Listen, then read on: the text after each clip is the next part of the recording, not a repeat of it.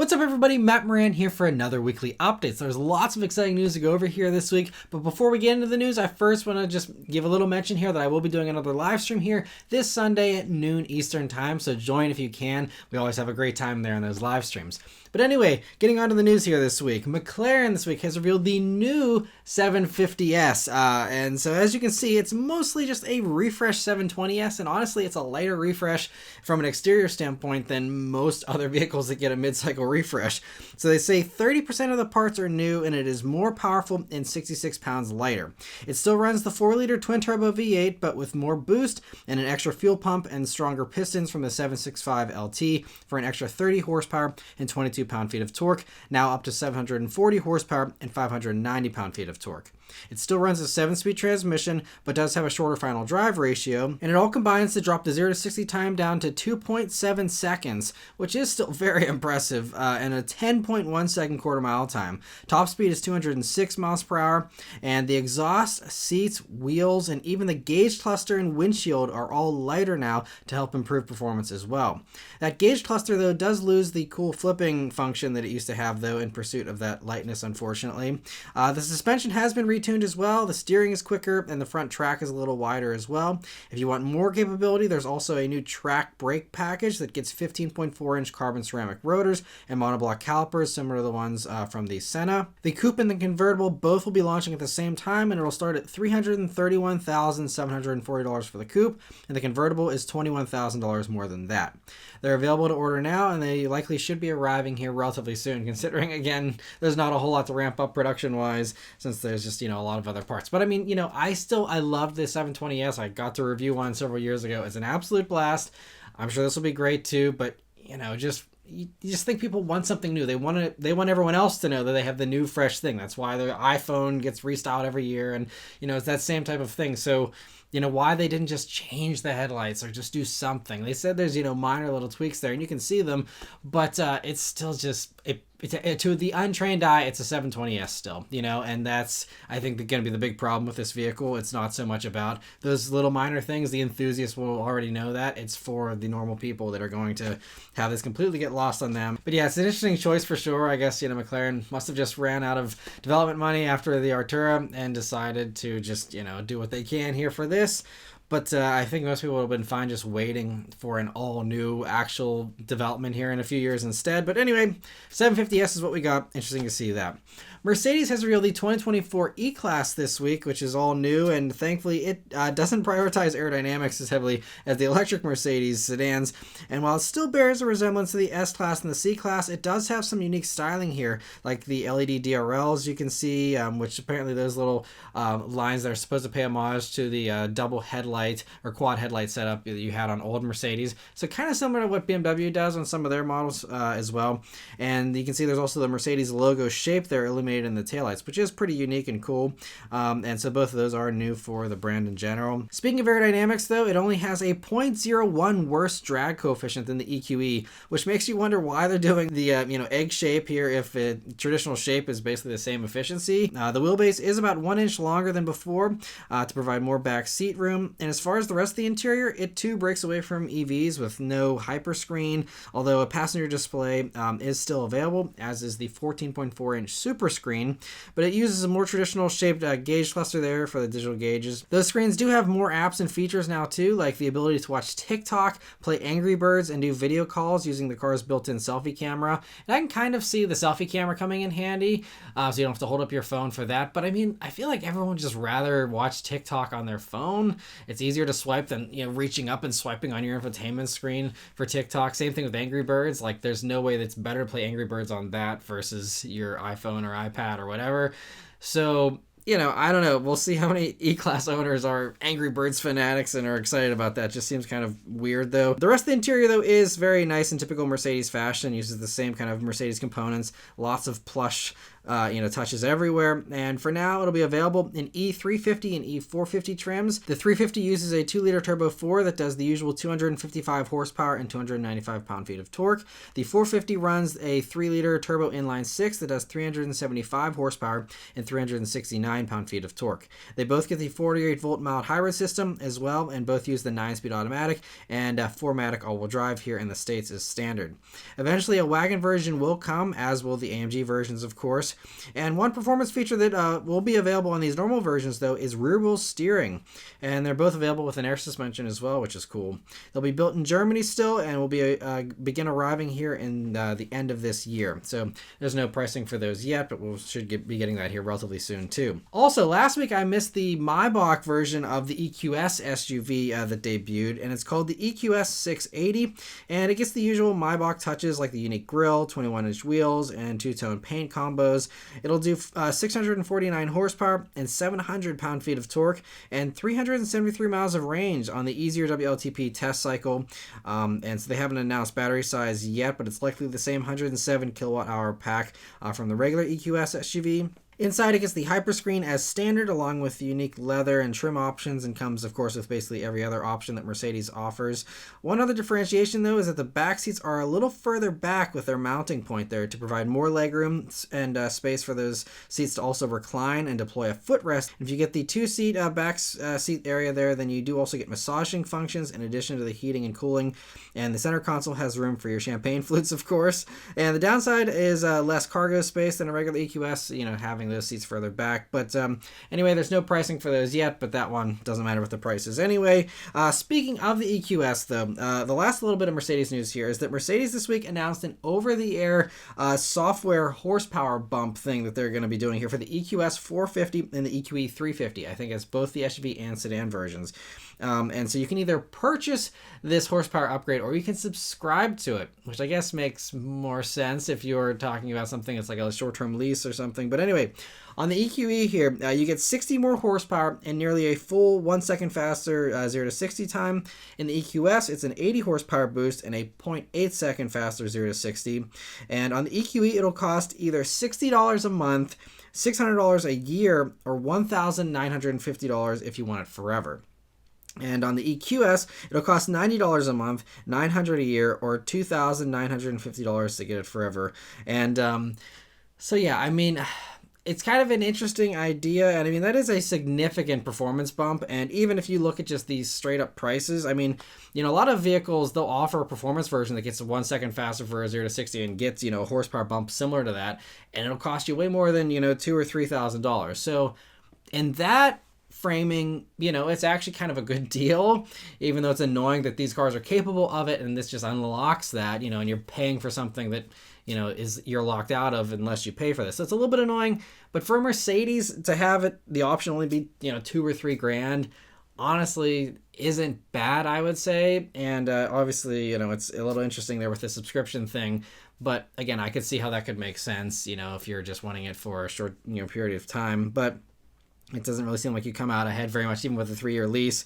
$600 a year, $1,800. I mean, yeah, you're saving $150, subscribing, I guess, versus buying it outright. But anyway, interesting. Let me know your thoughts about that in the comments below. And one other vehicle that I missed last week that was fully revealed at the Shanghai Auto Show was the Volkswagen ID.7. My apologies for missing that one last week. There was a bunch of stuff to cover, and so it was just it fell through the cracks there. But anyway, it officially replaces the Arteon, and it's very sleek in order to get a 0.23 drag coefficient to maximize the range. Speaking of range, in Europe it'll do up to 435 miles on the WLTP test cycle, which again is easier, more inflated, and that's with the bigger of the two batteries offered, which is an 86 kilowatt hour usable pack. Volkswagen is targeting over 300 miles of range for the rear-wheel drive version under the EPA's test cycle, so it's hopefully going to be well over 300, because that'd be a huge drop even from the WLTP being pretty bloated, but I was hoping, this would be high 300s for us. But anyway, the smaller battery is a 77 kilowatt hour usable pack, and the big pack will charge at 200 kilowatts, and the smaller one does 170 kilowatt charging. That rear-wheel drive version uses a single motor, but it's been improved for its design, so it now does 282 horsepower and 402 pound-feet of torque on its own. So a huge bump from, like the 200 horsepower and about 200 pound-feet of torque, I believe, of the, previous motors. And so we'll see if those motors end up getting spread out to the ID.4 and stuff like that. But really a nice improvement. And the supporting hardware has also been improved to handle that extra power, of course, compared to the other vehicles that are on this MEB platform. It'll get adaptive dampers, and an all-wheel drive version will come eventually as well, although we don't have any details on those things just yet. Inside, it gets a small gauge cluster built into the dash there. I think it's actually nicely integrated with that little display. And you also have a standard head-up display that can do augmented reality navigation, and they're saying that's basically going to be the primary gauge cluster. The other little thing is just giving you the basic warning lights and speed readout. That's about it. But then the main screen there is a 15-inch display and uses a new interface for Volkswagen. It has assignable buttons, and the home screen can now be configured as well, which are welcome changes. Plus, it also has illuminated sliders for the volume and the temperature now. And so still, not as good as knobs and buttons, but an improvement nonetheless. And so great to see they've, heard that feedback and they're implementing some changes here. The seats are also a new Ergo Active seat, they call it, with 14 adjustments. And they also even have temperature and moisture sensors in them to intelligently suggest heating and cooling functions for the seat. And the seat also does massages, so seems pretty luxurious, just for a Volkswagen. Another cool touch is a smart glass panoramic sunroof that can become opaque on demand. And lastly, a Park Pro Assist feature is optional, and that can record a parking maneuver and watch you do it, I guess, the first time. And then it'll do that same maneuver in the same location automatically in the future, either with or without the driver in the car. And it can be monitored via a smartphone app. And so this could be really handy, especially for people that have tight garages. If you want to have the car go in and out of the garage on its own, which is something Teslas and stuff have done for a while now, but it's great to see Volkswagen doing that. And it could even do some more advanced stuff, because they say it can drive up to 81 feet on its own. So anyway, it'll be arriving in China and Europe this fall, and then will come to the US sometime in 2024. So very exciting to see that, and happy to see that Volkswagen also is sticking with sedans and not abandoning them like many others are. Some interesting news here. Hyundai has finally confirmed to Autocar that we will be getting the reveal of the Ioniq 5N at the Goodwood Festival of Speed in the UK in the middle of July. Now, whether it's shown globally ahead of time, I would assume that it'll probably get a Korean debut probably ahead of that. Possibly, we'll see, but at least now we have an end date of we will at least know by the middle of July what this thing looks like finally. It's been teased forever, but it could come sooner, but at least, like I said, that's the end date there for that. And they did say that the UK market will be one of the focuses for this vehicle. Of course, it will be sold in the States and elsewhere as well, but it's really great to see that they're focusing on one of the countries that really loves hot hatches with this new electric hot hatch in a way. And so anyway, but good to get that date there. We also have lots of teasers here this week. So first, Toyota teased the 2024 Tacoma yet again. We still don't have any kind of confirmed date for when we will see the full reveal. I believe they mentioned somewhere that it will be revealed on a Taco Tuesday, which happens every Tuesday for Tacoma fans. So some Tuesday on the calendar in the future, we will see this thing hopefully. But there's no sign of an end to the teasers yet. So anyway, the teaser this week shows off a removable JBL speaker that'll be available.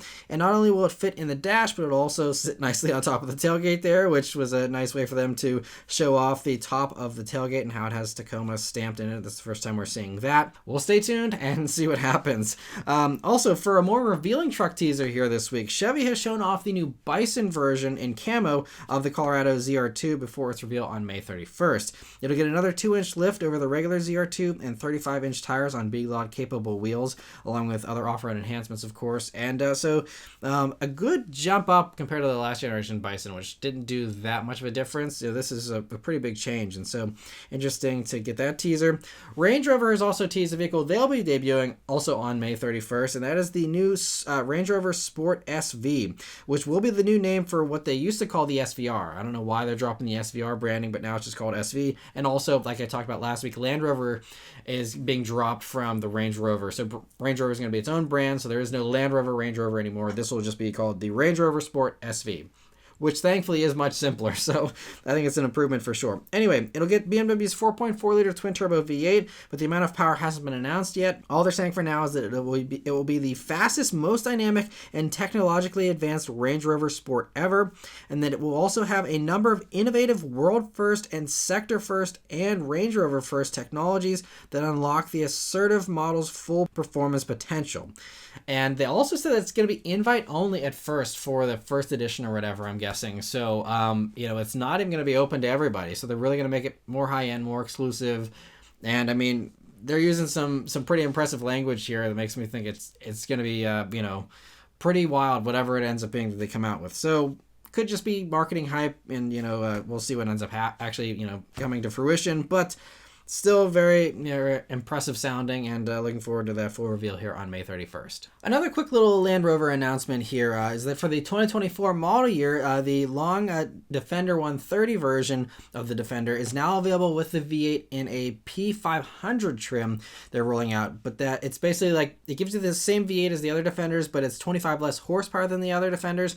So you get 493 horsepower total, but it's still enough to get it to 0 to 60 in only 5.4 seconds. It'll cost $118,075. And if you don't want the third row in the long Defender anymore, another update here for 2024 is that now there's a third row delete option called the 130 Outbound for those that just want a bunch of cargo space, which certainly could make sense. If you want to do more than just drop that third row, this, you can actually have it completely gone. And lastly, if you do want a V8 version of the regular Defender 110, that new lower output tune, it was just announced for that 130 that I mentioned, will also be available in the 110, and it drops the price from $113,000 for that top version, which is still sticking around, to now just $94,500 for that lower power version that's available with less equipment. And they're all available to order now. And I think that makes a lot of sense because, they did the same kind of thing with the Jag F-Type whenever that came out, for this refresh version. Now there's like a slower V8 for people who just want the supercharged V8 but don't have to have the most horsepower of the SVR or whatever. And I think it's really smart. I think more companies should do this. Just make slow V8s. Because, obviously a lot of people don't care about having the fastest thing. They just like that drama and that excitement of the V8 and the sound. And so I think it's really smart of Land Rover to offer this here. For the polar opposite of the V8 spectrum here, there's big battery news that came out this last week. So Chinese battery company CATL, who is the largest EV supplier for batteries and supplies batteries to several different car companies, has made a major breakthrough here in battery technology. So at the Shanghai Auto Show, they revealed a new battery cell with an energy density of 500 watt-hours per kilogram, which is almost double the density of a battery cell in like a current Tesla Model 3, for example. So theoretically, you're talking about double the range of what a current Model 3 does in the same footprint. Same, battery pack, just new batteries that are double the density, essentially. So you could double the range of all these batteries overnight with one caveat. So they say that the automotive grade version of this battery will begin mass production by the end of this year, but it'll likely debut first in low volume luxury cars because the battery packs will be more expensive until production ramps up. They didn't say when they expect it to get to the same affordability as the current, battery packs that are out there. So this could be something that takes a little while or could happen relatively quickly. We'll have to wait and see. But, I would expect, the Lucids and the Tesla, maybe Model S and things like that to possibly swap over, because I believe it should be a direct swap if it's just the same battery cells, just double the density. Hopefully, they could just swap the batteries like you're changing your batteries in your TV remote or something, and be able to have double the range basically. So we'll have to see. Obviously, if we see some manufacturers come out with these big announcements about we have double the range now, it's not them, it's CATL and their supplier that came out with this new battery here. So we'll have to see. But one other great thing, though, is that for, the sports car and supercar companies that are worried about weight in batteries, if you have double the density, you can do a battery pack that's half the size in like a Taycan, for example. And then you have, if you don't need to have the double range, you can have the same range, but have, half the weight. And I think for companies like Pagani, for example, that were, saying they weren't going to do an EV supercar because it would have to be too heavy and be too compromised, now that opens up the door to them. Obviously, now that the EU has the e-fuels exemption, I'm sure Pagani and them will just, keep doing the gas thing and that's it. But at least it opens up the stuff, for Rimac, for example, companies like that, you could make a way better handling Rimac now. Not like they were deficient, I'm sure, before, but, make them a lot better if you have, a smaller pack there. So really impressive. And they also said one other focus for this new battery is in aviation, with the extra density making electric airplanes a little bit more feasible now. And so that's one thing they're really trying to pursue here with this new pack as well. So no company has revealed plans yet for which vehicles will be getting these new cells, but it's possible that we'll see some of these high-end EVs, get big bumps in range in fairly, close future here. We'll have to see. Again, I don't know any of the details on all this stuff, but I mean, they supply stuff to so many different companies that, there's all kinds of companies that could end up. I think 2025 is when BMW is going to be using a new technology from CATL as well. So, maybe this stuff's a little further off. We'll have to wait and see, but it's great. The groundwork is there. The battery technology exists already, and it's great to see these advancements in battery tech. And this is what I keep telling people. Everyone's like, well, the range is too slow, and it's like, you're talking about 2023 or 2022 restrictions and battery technology and stuff. That stuff's going to look like antiques very quickly. Look at how other technologies advanced and leapfrogged in developments. You're going to see the same thing. We're seeing it already here with battery technology. And so by the time we get to 2032, if we can double the density of these batteries every few years, you'll have 1,000 miles of range in every affordable EV possibly by 2035, and make the whole EV transition a whole lot more palatable for everybody, compared to what it is currently. So this is why it's one of those wait and see things and see what happens. But this clearly shows that whenever you pour a ton of money and demand into these types of things, they can get better a lot quicker. So interesting to see that. Also, in the same kind of frame of mind here, Honda gave a business briefing this past week, and during it they revealed that they're going to be coming out with a new mid to large size EV from Honda here to the US by 2025, and it'll be on Honda's own EV platform, and it'll likely just be a 3-row because of the size of the vehicle, medium to large. It'd be very surprising for it to not have 3 rows. But Honda's COO was pretty honest, though, and it even admitted to Automotive News here that while at the Shanghai Auto Show last week, we were overwhelmed by the Chinese regarding how they've progressed in their EV developments. I didn't cover a lot of those last week, but BYD and all these different companies came out with these some impressive EVs that we'll never see here on our shores, but.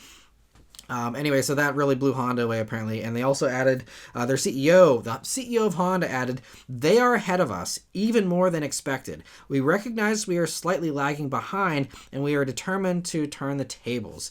Beyond that, though, they also revealed their plans for a new software platform called Electric and Electronic, and that'll introduce a new infotainment experience, and of course will also be a new source of profit. So they're looking into the whole subscription and paid services thing in the infotainment systems. Hopefully they don't end up getting rid of CarPlay and Android Auto like GM is. We'll have to wait and see. As of right now, I believe Honda did say they're keeping it as far as they know. So we'll see if that changes with this new thing or what. But they also said they have lots of other plans, including a new battery plant in the U.S. that they're hoping to break ground on by the end of this year, potentially. Also, new EV assembly plants they say will be totally different from a conventional production line, and plans to have a trial production run of their new solid-state batteries in Japan by next year. And that's another big, battery advancement that's hopefully coming, with much faster recharge times and even better power density with the solid-state batteries. So we'll see how that ends up all playing out. But anyway, very interesting to hear all of that. And we also may have a name now for the rumored production version of the Genesis X concepts that we have, been seeing over the past, couple of years here. So, CarScoops found that Hyundai requested to trademark the GT90 Genesis name a few weeks ago for 2 different trademark categories, automobiles and sports cars.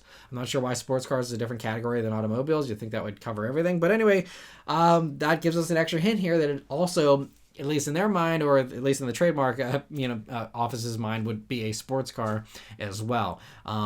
Previously the Genesis X stuff, those seem to be more on the Grand Tourer side, and one of the dealers even said it was like a Bentley competitor, which might be a reach. But anyway, that's not the end of all the trademark interesting stuff here from Genesis either, because also CarScoops found that in Cuba, they did some other trademarks, which I think is kind of a way of trying to keep it out of public eye a little bit. But anyway, they also trademarked GT60, GT70, and GT80. And so the line of thinking here is that they may be setting up, potentially, if they end up using all these names, setting up for a full lineup of either coupes, convertibles, or both. So we'll see if that's what this ends up being. I think there's also a decent chance that this could also end up being what they call the coupe versions of possibly the SUVs, and unless they stick with like GV80 Coupe we just saw at the New York Auto Show. That's the only thing I can think of, but I really hope that, they got a whole lineup of coupes and convertibles, which would be great considering a lot of other companies are consolidating and getting rid of those types of vehicles. I'd love to see it. We'll see what ends up happening. Keep our fingers crossed and hope that we get a bunch of beautiful and exciting coupes and convertibles here from Genesis in the future. And for the last news story here this week, a little bit of a bummer, but Chevy has confirmed this week that the Bolt and the Bolt EV will be ending production by the end of this year, late this year. So it's to make room for their electric truck production, which is going to be happening at that same Orion plant. And so I guess I think I had just assumed, because I thought we all knew that was already going to be happening, but we just assumed they'd be built side by side. But sounds like they want to just clear out the whole factory to do. I mean, it makes sense if they have hundreds of thousands of people waiting for these trucks or whatever. It makes sense to make that capacity for the production much higher. And so it's kind of unfortunate, though. I mean, Chevy has committed to doing more affordable EVs down the road. But in the meantime, in the short term, they're getting rid of their sub $30,000 electric vehicle, which is pretty good. I had a Bolt EV for a week, a few months back. And, it was a really impressive little thing for the price point. So it's sad to see that's going away to make room for these enormous, heavy, expensive electric trucks.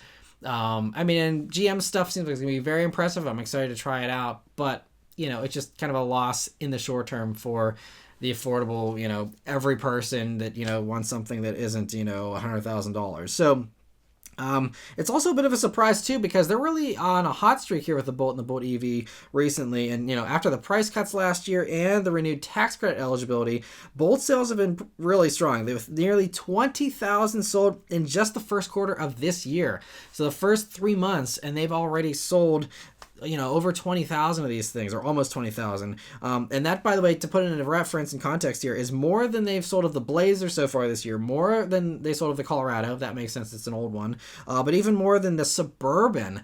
So, I mean, it's really impressive for a vehicle that's very niche and weird, and, people didn't want to touch it with a 10-foot pole because of the recalls and stuff in the past.